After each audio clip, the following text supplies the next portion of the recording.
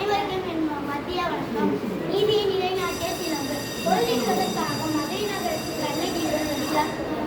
அன்று அவன் செய்யாத குற்றத்திற்காக மரண தண்டனை ஆராயாமல் தீர்ப்பளித்ததாக அரசன் மீது குற்றம் சாட்டும் கண்ணகி தன் காற்சிலம்பை கொண்டு தன் கணவன் கல்வனல்லன் என்பதை உணர்கிறார்.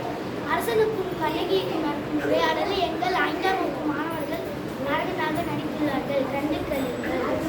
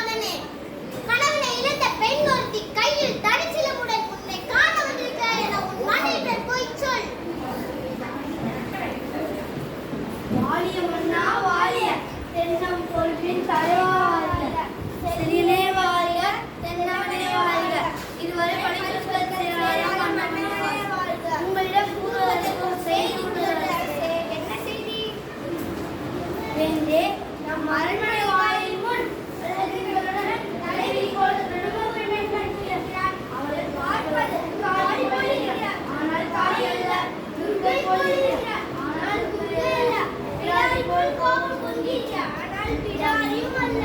அவளை பார்ப்பதற்கே பயமாக உள்ளது. அரசே, யார் அந்த பெண்? அந்த பெண்ணுக்கு என்ன துயரமோ கேட்டாயா? கேட்டேனவா? அதை பற்றி உங்களிடம் தான் கூற வேண்டும் என்று சொல்கிறார். அவள் ஒரு நீதி கேட்டு வந்திருப்பதாகவும் கூறுகிறாள். நீதி கேட்டு வந்திருக்கிறாளா? சரி, அந்த பெண்ணை உள்ளே அனுப்புவார். ஆண்டவர்களும் சான்றோர்களும் நீண்டிருக்கும் முறையிலே நடு நாயகமாய் மன்னர் வீட்டிருக்க அரசவைக்கு நுழைகிறாள் கண்ணகி.